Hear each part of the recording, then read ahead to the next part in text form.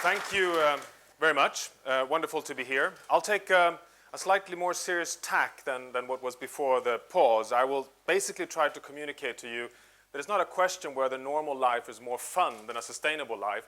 The key question from a scientific testimony perspective is if normal life can persist at all on this planet, because of the fact that we're starting to see scientific evidence that we've entered a new phase, a new geological era defined by science as the Anthropocene, anthros for humans. For the first time we have evidence that we as humans, the cumulative force that 6.5 billion people put on this planet is the largest force, the largest geological force driving change on the planet. And that there's more and more scientific evidence to show that we are actually in a very precarious situation. And the question is, what can we do about it? The evidence for this is found in this line. In my mind, the most important line ever to come on the table over the last 2 years. It's not the fall of the Dow Jones Index. This is actually the collapse of the I have to do like this apparently, of the Antarctic summer ice. The drama of this is not only that the planet raises a red flag to humanity, that we've actually pushed for the first time a whole ecosystem across a dramatic threshold where the Arctic summer ice abruptly disappears. It's also that science, shown here in trying to predict this, was unable to understand it. We're increasingly seeing evidence that things don't change incrementally in slow steps. In fact, we see that things can look very healthy and under control for a long time, and then suddenly under a trigger, we see a threshold effect. We've seen it before with the collapse of the cod fisheries outside of Newfoundland. A sudden collapse, the system gets locked in an undesired state and cannot come back. There's evidence to show that this is exactly what has happened also in the Baltic Sea, that the repeated algal bloom soup we are getting used to, unfortunately, in the Baltic, is a tipping point. And these tipping points come out of a drama, which I've called the quadruple squeeze on the planet.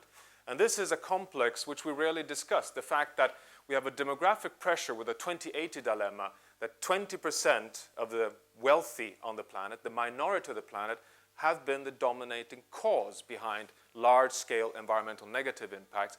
80% are still poor, aspiring for normal life, aspiring for the kind of energy-intensive, natural resource-intensive lifestyles that we have. It's the only medicine we have to lift people out of poverty, is an unsustainable exploitation of energy and natural capital. We know that we're in for 3 more billion people over the next 50 years, and we know that this is in a tremendous momentum when India and China are rising in a very positive way up on the first ladders of development.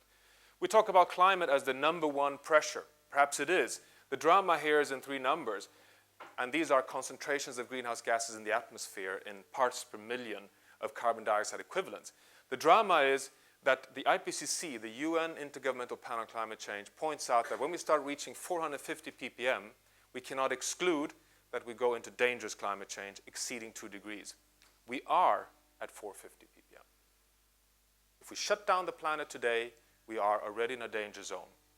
The planet has warmed 1 degree so far, but the inertia, because the planet is our best friend in trying to buffer our disturbances, is the delay factor. More and more science shows that we actually have to stabilize way below 450 ppm, at 350 ppm. The pre-industrial value was 280. We are approaching 450. We may have to back down. The proof, the Arctic ice collapse, the increasing proof that the Greenland ice sheet is destabilizing, the increasing proof that the Tibetan glaciers supplying 1 billion people with fresh water is potentially irreversibly melting in an accelerated pace. And so it goes on. The International Energy Agency shows that we're heading towards 550 very rapidly, because China builds an equivalent of 1 coal-fired plant equivalent to 1 Swedish nuclear power plant each week. So this is the climate dilemma. You wish that this pressure came when the planet was strong to take this disturbance. But the UN Millennium Ecosystem Assessment shows that over the past 50 years, we've destroyed ecosystems faster than ever before, and that this has ruined a very large portion of the capacity to buffer this pressure. And finally, more and more science shows that surprise is rule, that nonlinear dynamics, like in the Baltic, like in the Newfoundland fisheries, is more rule than exception. This cocktail of complexity is rarely discussed. The climate people sit here, the ecosystem people sit here, the economics people sit here.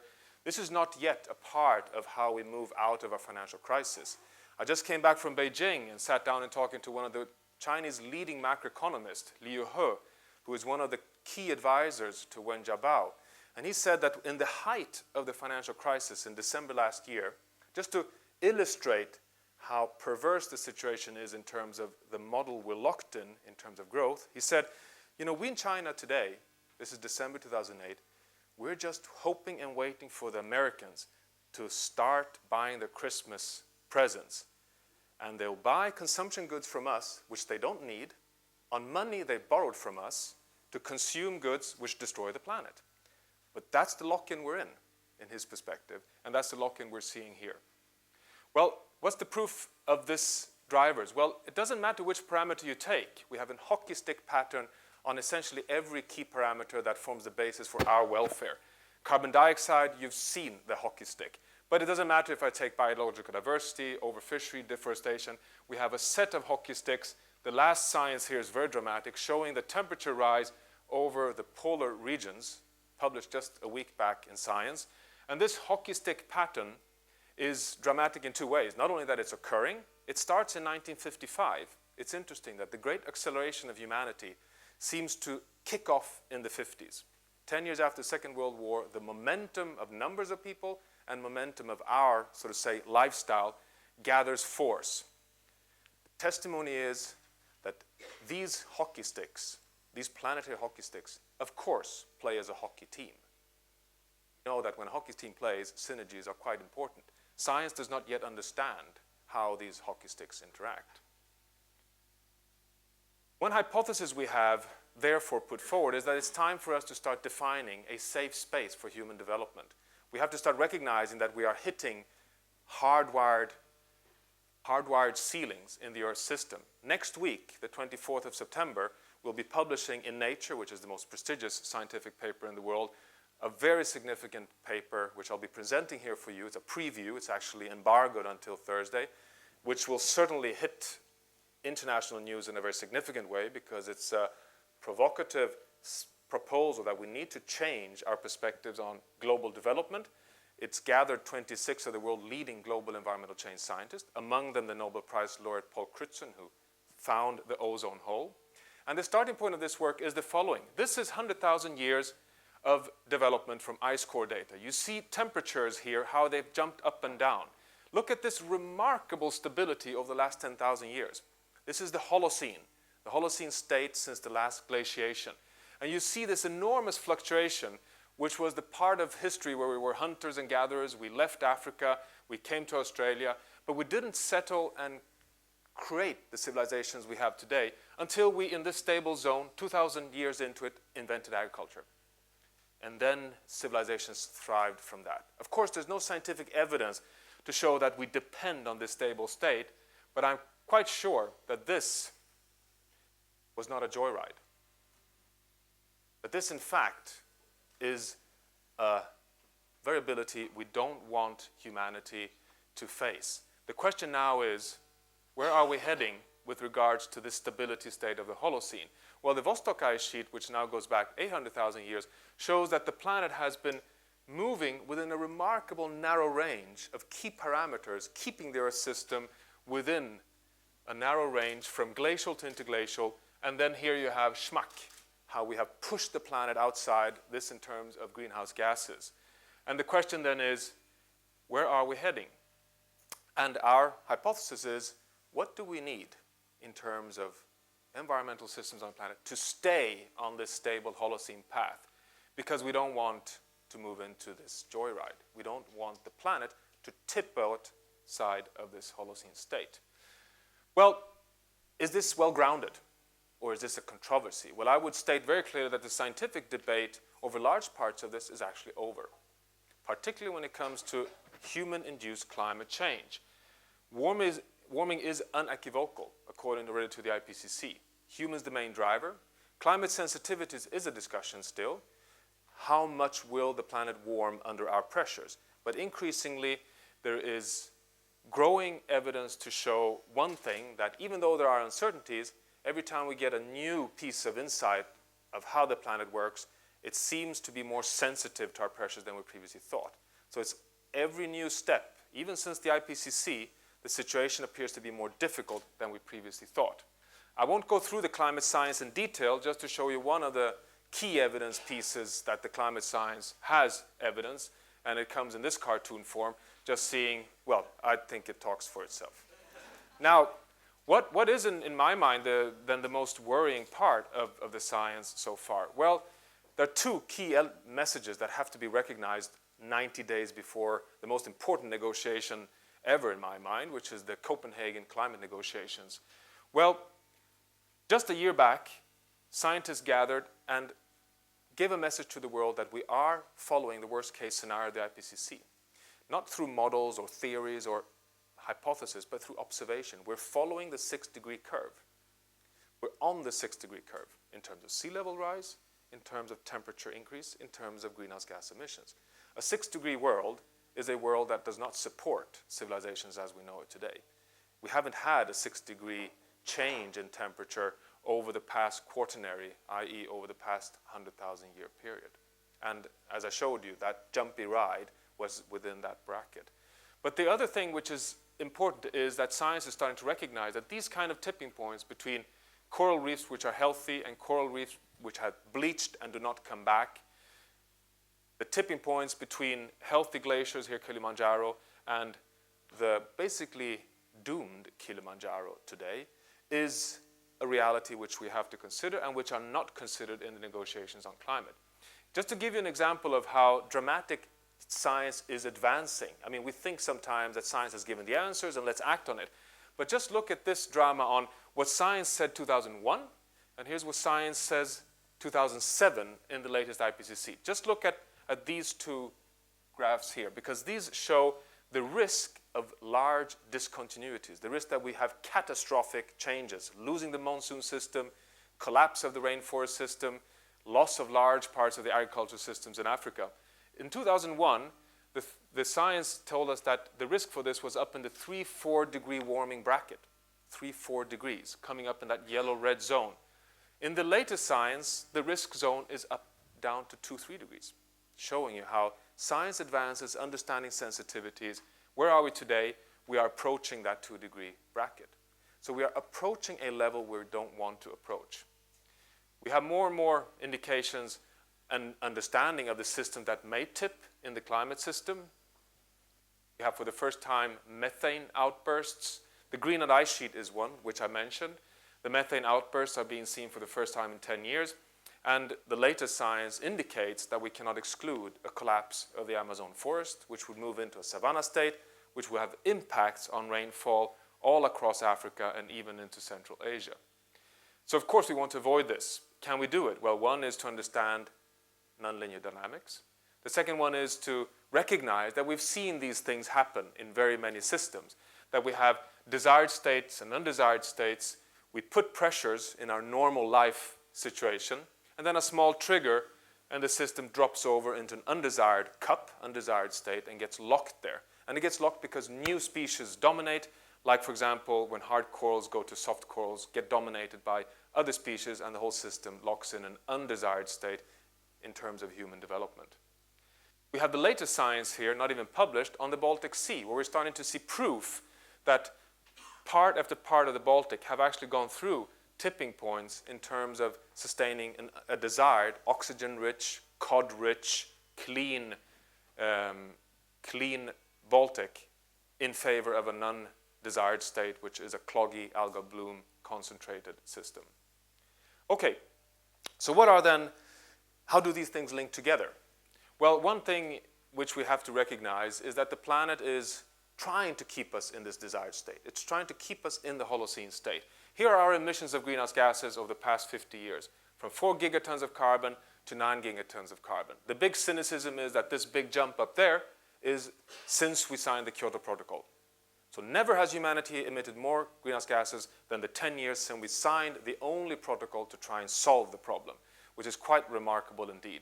Is this, what is under the curve here, what has caused 1 degree warming? Is this our direct link to 1 degree warming? Well, no. The oceans absorb 25% and land ecosystems absorb another 25%. So the reality is that oceans and land play this phenomenal, no doubt the world's largest free ecosystem service, camouflaging half of our lifestyles. Right there. Right there is the planet being our best friend to try to stay in that Holocene state. It does not want us to fall out. We call this resilience, the capacity of a system to take disturbances while staying in a desired state. And here you have the warming that has caused 1 degree. The worry now, for the first time ever, science is indicating that this capacity may be going down. We may be seeing for the first time that ecosystems, oceans and land areas are reducing their capacity to take up being this enormous sink of half of our emissions. Is this part of the climate negotiations? When world leaders stand up and say, we're going to avoid 2 degrees warming because we know when we pass 2 degrees warming it is dangerous, and we're going to do it by reducing emissions by 50% globally by 2050. Does that consider the risk that ecosystems won't be our best friend? No. It simply takes away that number and just assumes that it will go on. And more science, as I started off with, shows that 2 degrees is dangerous. Actually, 2 degrees means that we're starting to lose all marine ecosystems in the world. 2 degrees means that we cannot exclude 1 meter sea level rise this century. And as you may be aware, the heads of state of both the Maldives and Micronesia are discussing evacuation plans for their nations as we speak. As we speak.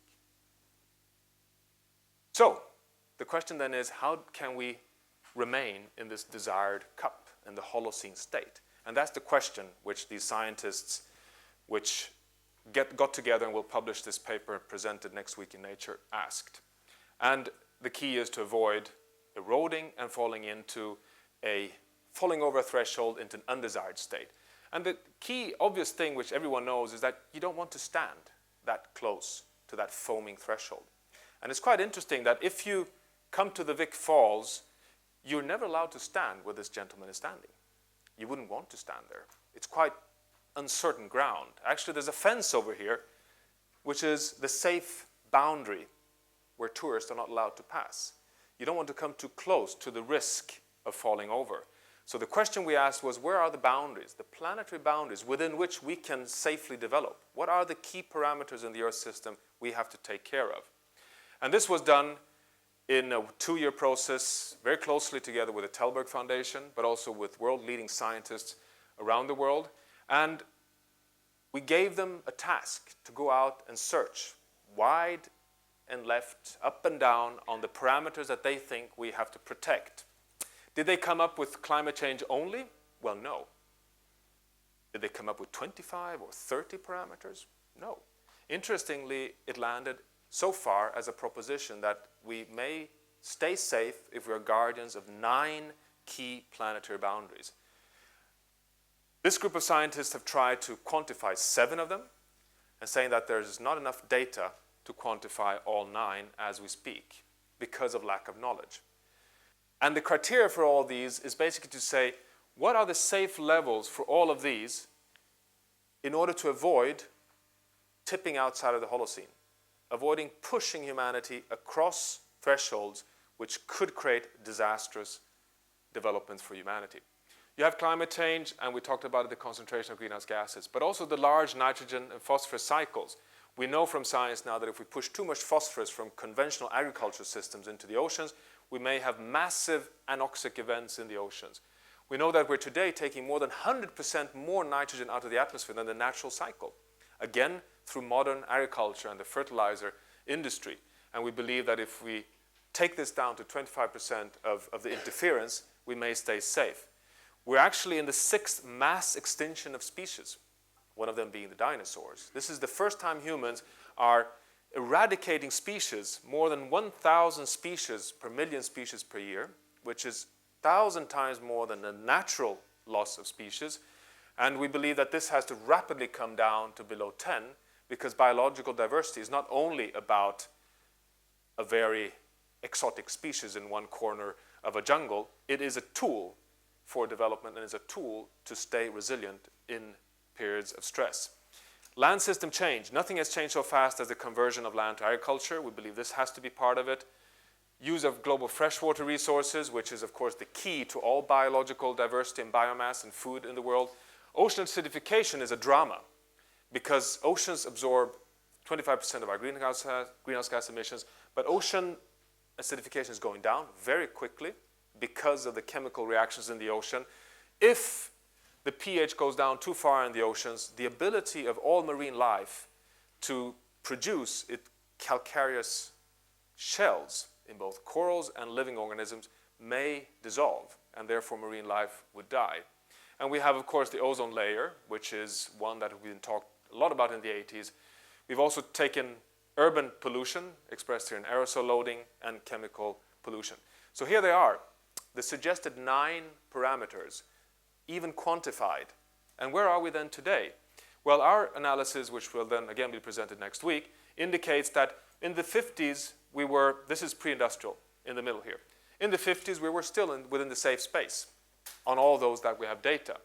But already in the 70s we actually transgress the nitrogen boundary, and you see we're approaching the climate change boundary very quickly. In the 90s, the first time we transgress and go outside on climate, having increasing problems on nitrogen. It's not shown here, but actually we go out on ozone and then we go back in. It's the only time humanity has been able to gather around a global problem, sign the Montreal Protocol, forbid chlorofluorofreons in cooling agents, and come back into the safe space. And this is the situation today. This is where we are today. And our estimates, which are very tentative and very much a proposition to the world, is that we so far have transgressed 3. We are approaching 2 on land use and on ocean acidity. We have some degrees of freedom on the rest, and this could provide a new way of addressing human development from a safe space perspective. Has this not been done before? No. Has it been necessary to be done before? No. You could argue that up until very recently, we did not, so to say, constitute a planetary driving force. We were so few on a large planet that we were not hitting these kind of physical thresholds at the planetary level. But now for the first time in the advancements of science of the past 10 years, we're starting to see that this is a relevant question. What does this mean for climate then finally? Well, it means that we know that already the IPCC shows that we have to do a remarkable innovations, technology transfer, lifestyle change journey over the next 50 years, basically going down with 80% reduction of greenhouse gas emissions over the last 50 years. Don't believe that there is scientific support on the political stance that 50% would be enough. This is the IPCC trajectory. This is nothing less than a massive transformation of humanity. This is a massive transformation of humanity. Our science shows that we actually have to do this. If we take into account the fact that all these planetary boundaries interact, if you screw up your land use, you lose so much carbon that it will impact on climate. If you dry out the rivers in the world, you lose, again, methane and carbon in dried out wetlands. You get a feedback. You get feedbacks in losing biodiversity, and so on. So this, in fact, means that if we want to have a joyful life in the future, it has to be sustainable. And it has to go fast, and we have to have a turning point in the next 5 years. And it has to be a quick journey, and no doubt will it be blood, sweat, and tears. But I am also absolutely convinced that, one, there's so far no evidence to show that it can't be done, and there's no evidence to show that it has to be a worse life than the life we have today. Probably slightly better, or even more significantly better.